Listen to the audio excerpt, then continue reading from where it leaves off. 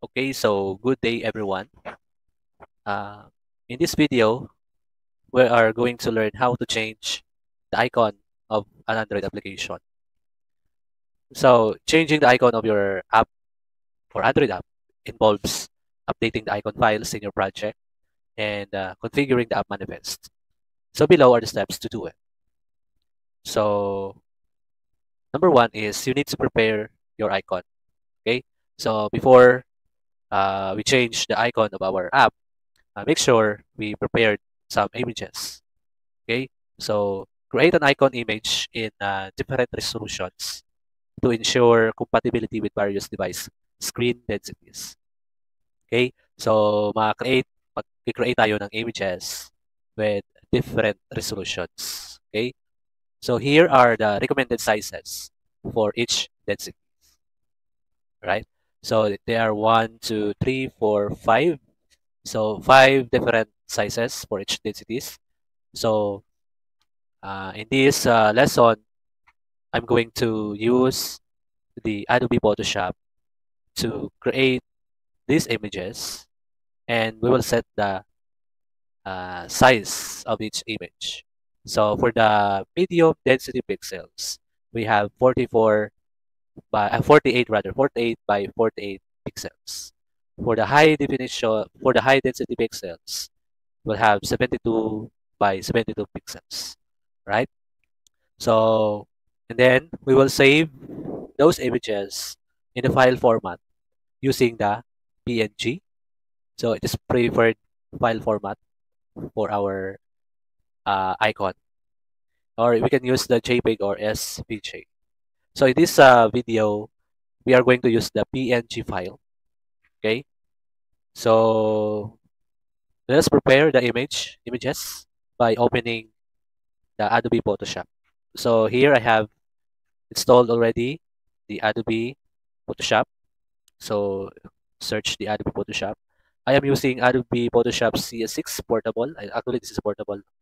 And click yes. All right. So make sure you follow the video so that um, you can create your own icons. Okay. So next is while we are waiting. Okay. Okay. So first, let us create a directory first. So yung directory natin is this is where we save our images.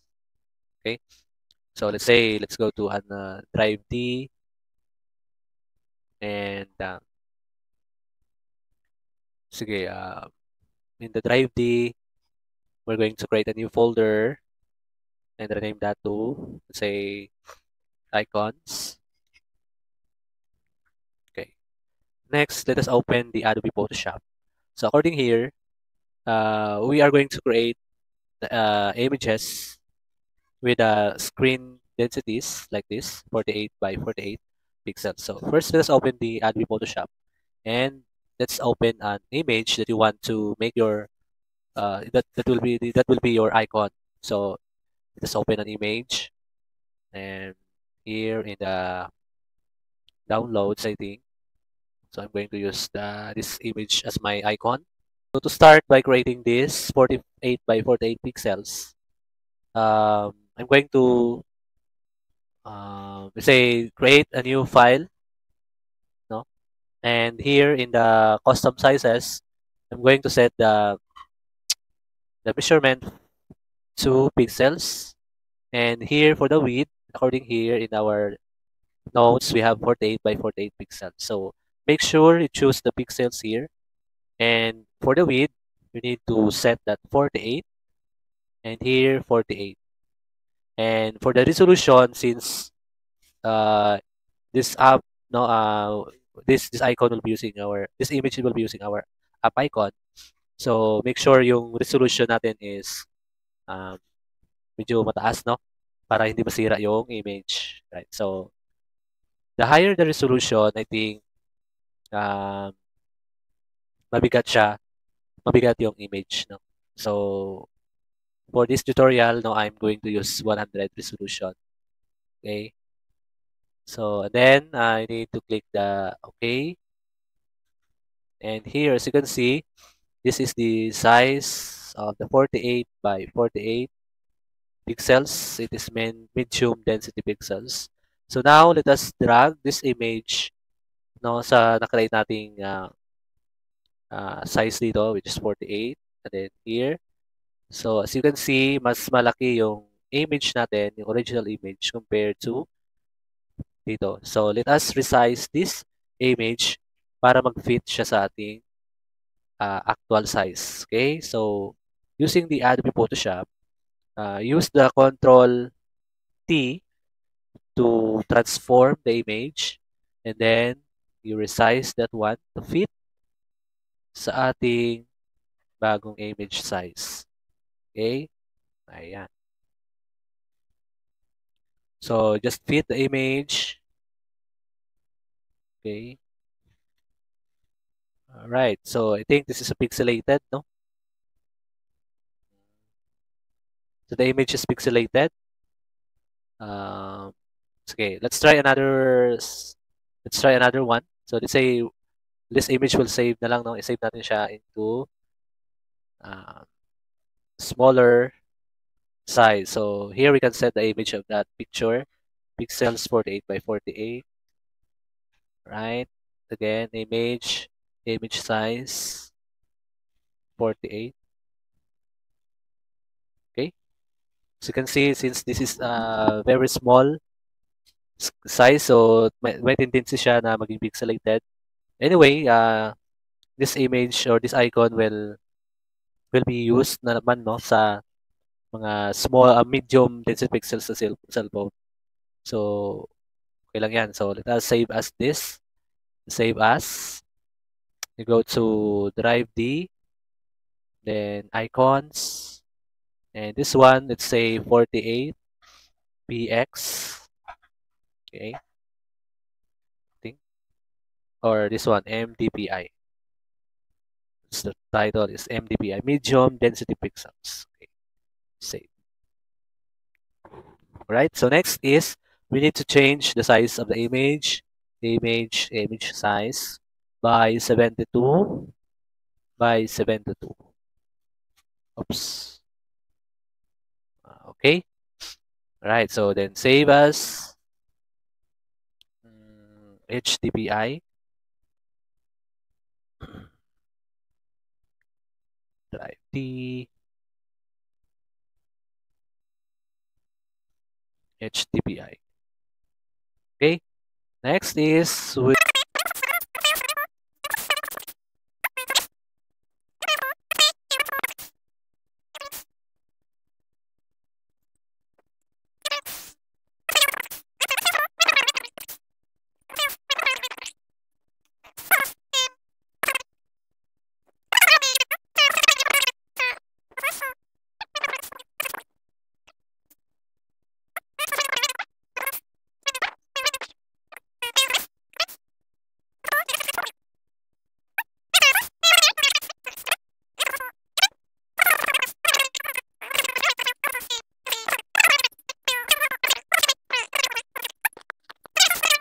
bear to set as our icon. The next step is, ayun, we're going to add your icon to the project. So place the prepared icon files into appropriate res folder, then the mipmap folders in your Android project. Okay, so these are the images or the folders, no, na lalagyan natin ng ating app icons. Okay, so example, under the app folder, and then the res, and then hanapin natin yung mipmap folder. So example here, I say this one, this Hello Niso app. I'm going to open this application. So now, sabi niya, we're going to navigate the res folder under the app folder, and then res, and we'll go to mipmap folder, and we'll create a folder here. So I think this one, IC Launcher, mipmap, then new directory, I think this one, and okay. Again. Let's go back. So map, right click, new directory. So we will create a folder for mipmap dash HDPI for HDPI folder. So let's type H. Okay, dito na lang. Mipmap dash press mipmap dash MDPI. Okay.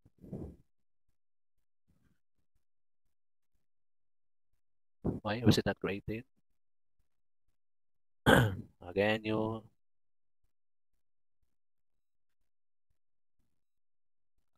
should create up main source show new directory.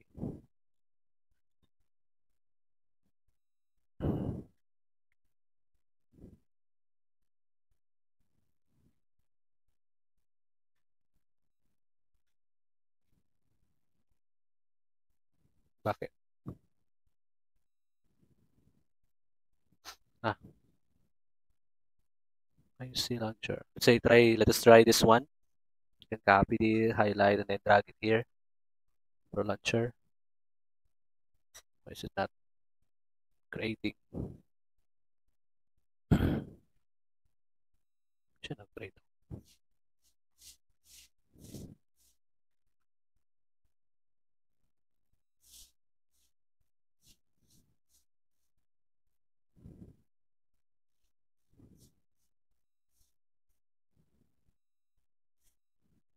Okay.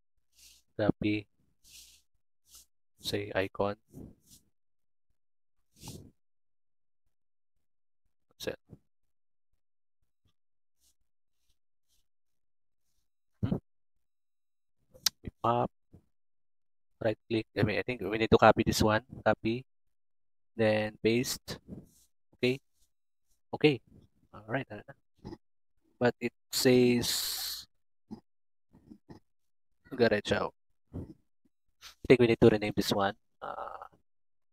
Rename, rename siya. Puro HDPI. Rename it. Select.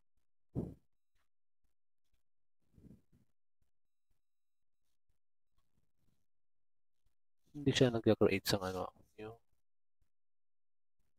hindi nila ako directory.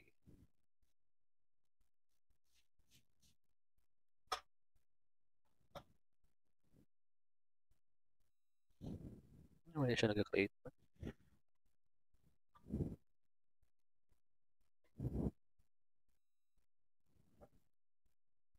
Map new.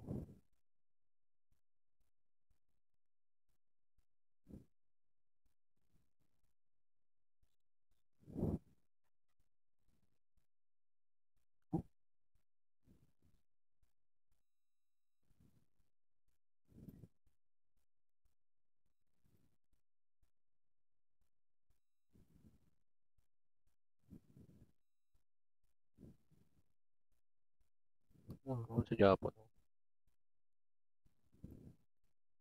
New, hindi siya mag-image asset. Dapat nag-create na siya sa icon. Image assets. Pero kung i-drag ko siya directly sa refactor, HDPI,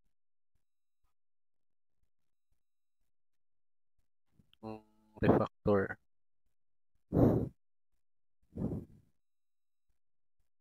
icon.png, HDPI,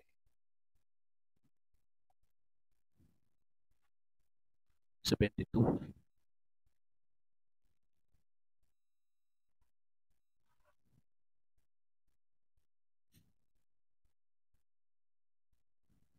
MDPI refactor. Right click, refactor rename icon. Okay. So ano na siya. So just drag the image and then here, drag and drop lang. I think this one. Then HDPI, since this HDPI, so map X HDPI refactor. And then right click, refactor rename icon. Okay, so this will save this into icon folder. Again, just select the icon or the image and then drag to the map, and then XX refactor. Right click. Oh, wait lang. Right click and then refactor, rename. Uh, let's say icon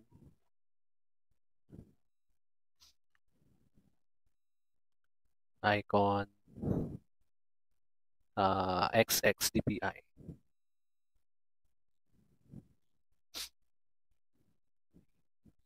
Okay, and then for the last image, drag and drop here. Change that to uh, refactor, right click, refactor and rename that to icon. So it will, no, it will, oh no, kulang ako. The XXDPY. PI. So nawala yung yung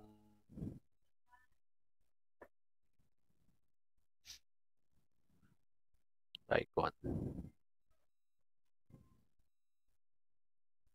Anyway, so nawala yung isang image. Ay, naku, ano ba yan? Ba't nawala? So, bitmap icon. Okay. So yung ginawa natin is drag na lang yung icon dito sa bitmap folder and then mag-generate na lang siya ng bagong directory which is the icon. But the other file, yung XXXHDPI is nawala. I don't know kung saan siya pumunta. Anyway, nakuha rin natin, no? Ayun. So next is, sabi niyo dito, okay, nawala yung XXDPI. Gawa tayo ulit. Gawa tayo ng file. So, yun.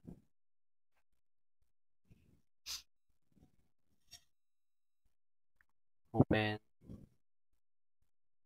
yung image.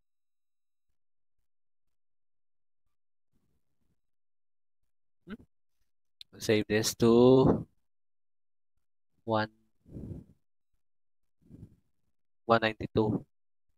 Save this to 192. 192.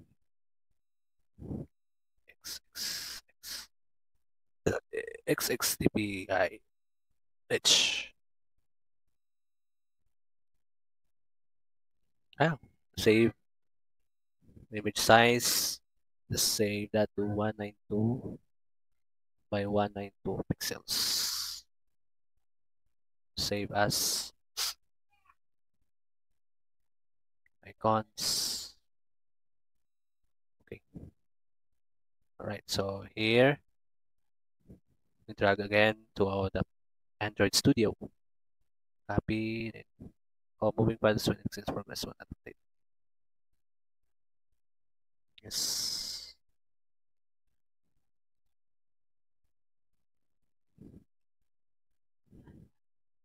X, X, X, X.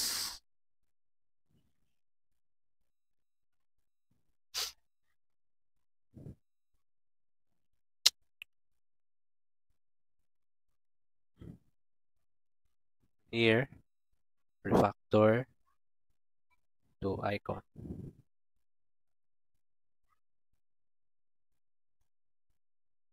Ba't hindi siya? Oh, sorry. Ito nangyari man. 42, 6, sala. 44. HDPI dapat.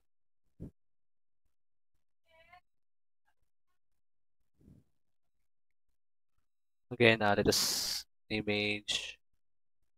Ano kaya ito?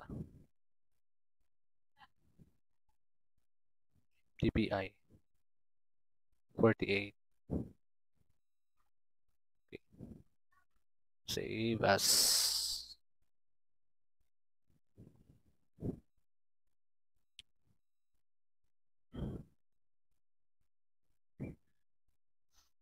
Okay. Here, 48, 96. Wala yung 72. Dapat 72 ang 48 by 48 is the medium. So, okay. Yung 72 wala. 72 wala. So, let us save image size 72 by 72. Okay. Save as 72. Yun.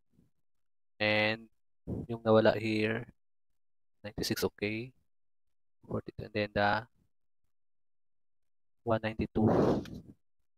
192. So let us set this image to 192 by 192. Okay. Save as to 192.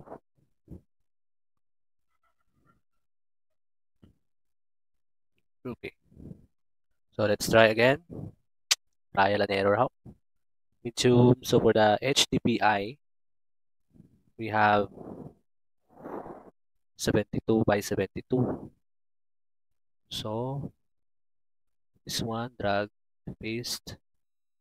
So HDPI, correct? And then this one will be refactored and then icon. Yun. So we have HDPI, which is 72.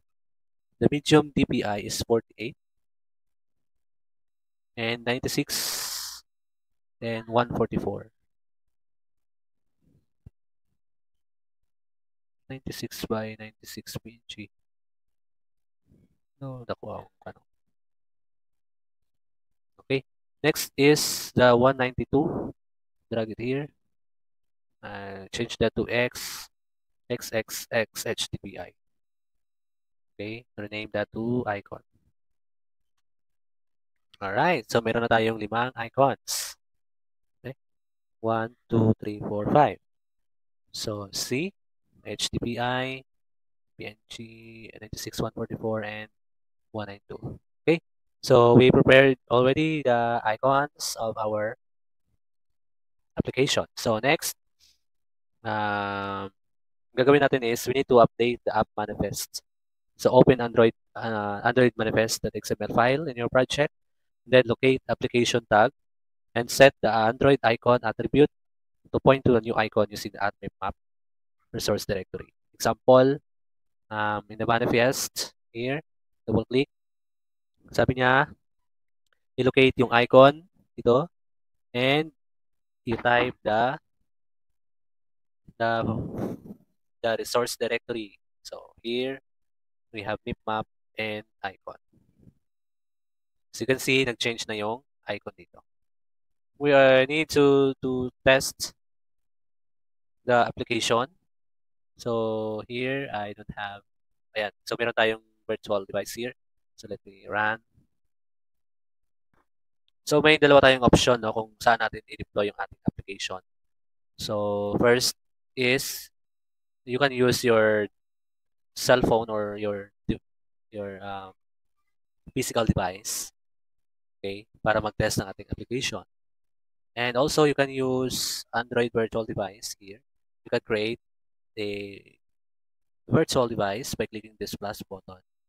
And medium po phone, select one, click next. And I think we'll use the higher version or the higher API.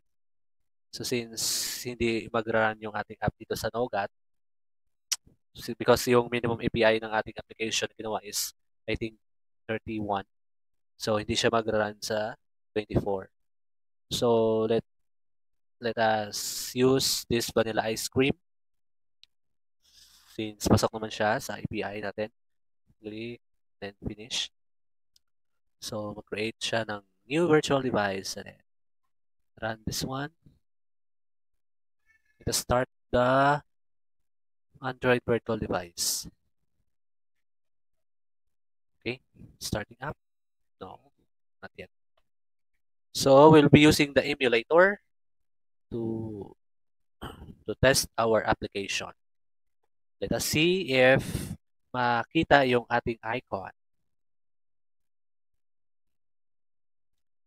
So as you can see, no, pixelated yung icon kasi ayun nga, yung image is malaki yung image size. And then ni-resize natin into a smaller one. So that's why naging pixelated yung ating icon. Now, my emulator here is running now. So, excuse me. Hintayin lang natin mag-load yung ating emulator. Hindi siya pa-move.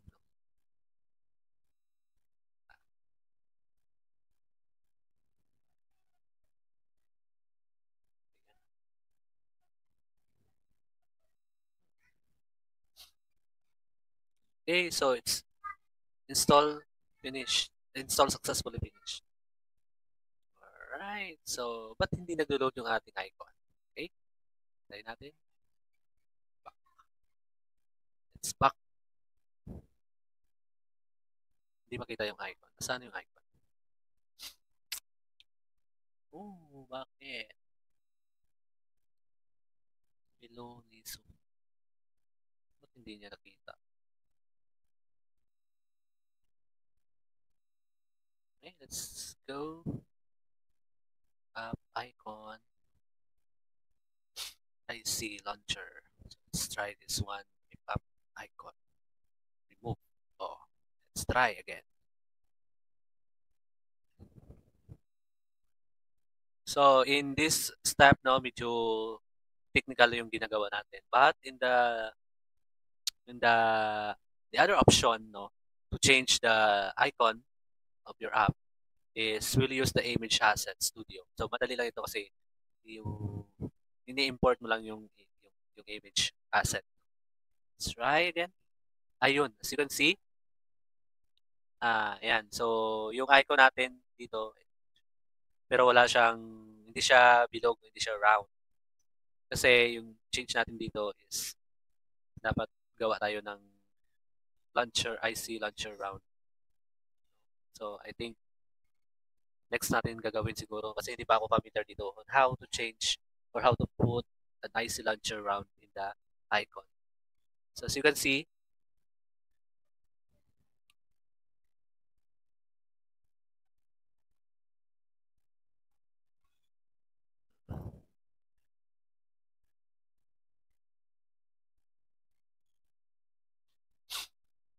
nag-change na yung ating icon.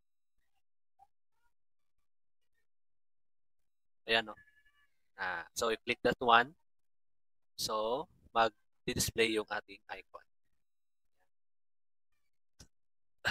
Okay? So, that's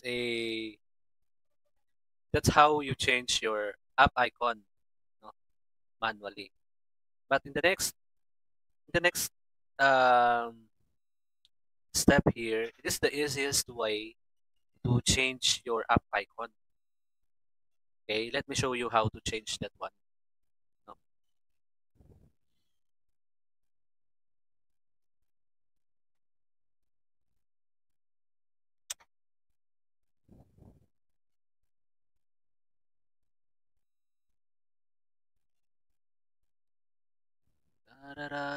Okay.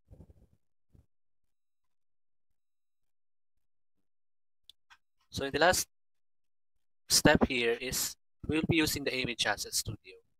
So this is the most easiest way to change the app icon. So in the previous, no, gumawa tayo nag-prepare tayo ng image and then, ayun nga, copy-paste tayo sa map folder dito. So in this step is, we can use the Android Studio's built-in image asset studio to generate icons for all densities. Okay, so siya yung mag-generate automatically. Okay, so right-click on the res folder in your project and navigate new image asset. In the asset type drop down, choose one of the following. So launcher icons on the action bar. So this one is for the app icons and this is for icons in the action bar. Then you can upload your icon or use inbuilt-in tools to design one. Then click finish, next, then finish. So let's see. So go to res, then new image asset. And here we have the launcher icon. So sabi niya, choose the launcher icons, adaptive and legacy for app icons. Okay. And here we have the IC launcher. This is the name of your icon. And for the image, the source asset notes is the asset type image, clip art, or text. So we can use the image and select folder. I think we can navigate the images here. So drive D. I think we can change the icon. So drive D, then icons. Let's say I'm going to change the image, the icon to the other icon, to the other image, no? So say pictures and this one for logo. I think this one is brain. So okay. So as you can see, automatic siya nag-create, no? Nag-create ng images and create siya ng super different um, screen densities. So as you can see, meron siyang circle. Alright. Okay. So it is different, no, from the previous nating ginawa na nag-create tayo ng different screen and different image sizes, no, for the icons, no. So in this one, you choose the image you want to set as your icon, and then si Android Studio na yung nag-generate ng kanyang different screen sizes, no. So click next, and you click the finish button. Some files shown in the red will overwrite existing. So i-overwrite na yun. I-overwrite na. So, bahala na mag-overwrite, no. Ayan. See? Yan. You can see, meron na siyang automatic na icon, no? Meron siyang HDPI, MDPI, HDPI. Ayun. So, siya na yung automatic nag-generate ng sizes. Unlike before, na nag-manual tayo na mag-create ng images, no? And then we set the sizes to 44, I think, 48, no? Ayun, 72 by 72, 48 by 48. But notice here the file extension here is WebP, no? Unlike dito sa ginawa nating image, it is the PNG. So, you see the difference, no? Kung mag-manual tayo mag-generate ng ating app icon, so may tendency na pixelated siya. Okay? So, I think the second option is the best one to change your app icon. Okay? So, mas mahirap yung previous, no, na ginawa natin. Nag-explore pa ako, nag-try ako. But the second one here is the best, I think. So we change the icon, no? You go to Android Manifest, and since change natin ulit yung resource directory natin, so icon, change that to IC underscore launcher, and then here for the round icon, change that to IC round launcher. Oh. Good. And let's try to run the application. And let's see what will be the output. So, mas madali yung second option compared to the previous option. Okay? Medyo technical kasi yung first natin ginawa dito. Technical siya kasi gagawa tayo ng mga images. For each sizes, meron siyang density. So, dito, launching on devices.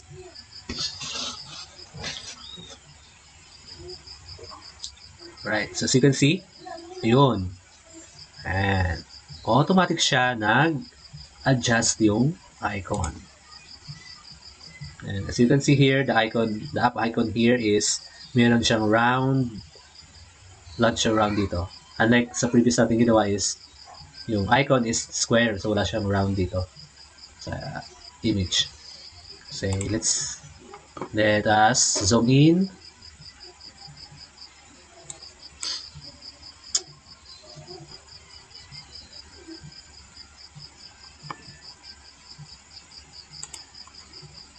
Ayan. So this is our icon, app icon. Then click that one to open. And ayun. So nakita na yung ating icon. Again, so to change this app icon, for the easiest way, you just right click the res folder, the new image asset. And then in the icon type, in the launcher icons here, you select the image and then browse your directory. So let's say artificial intelligence, this one, click OK. Then automatic siya nag-generate.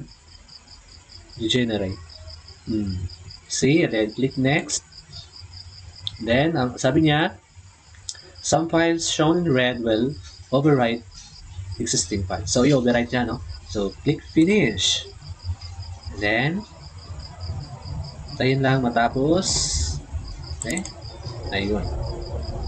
Okay, so I think medyo pixelated din siya since the image na ginamit na is I think siguro low quality. So, run the app. Let's try if we can change automatically the icon. Again, no, while the Gradle building running, so do not click sa ating Android Studio. Do not click anything. Okay? So, hintayin mo matapos yung pag-launch ng icon. Launching on devices. See? Ba't hindi siya nag-change? Alright. So, ganun din, no? Ayun. Hindi niya na-cover yung whole, kasi yung image na ginamit natin, I think, medyo maliit. Let's find another image. Right-click, new, image asset. Siguro ito. Review.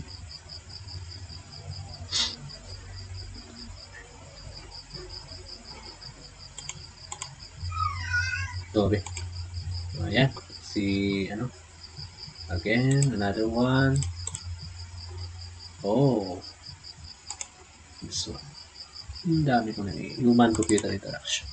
Wow. Hindi siya fit sa ating image. Ayan.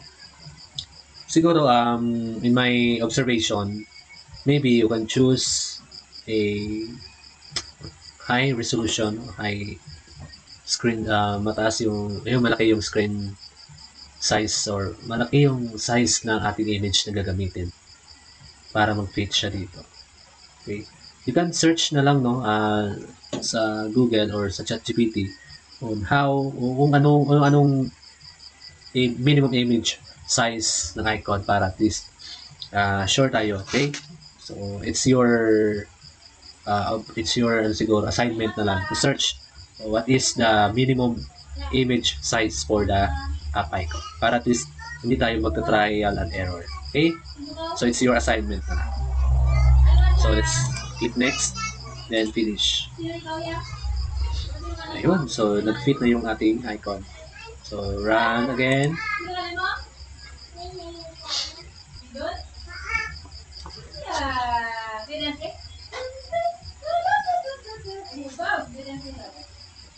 Okay, launching on devices. install successfully. Ayun. So as you can see, fit na yung ating icon. Alright. Okay, so that's it for our tutorial this time. I hope you've learned a lot, no? Sa ating short video tutorial on how to change the icon of your Android application. So thank you so much for watching. Goodbye. God bless you.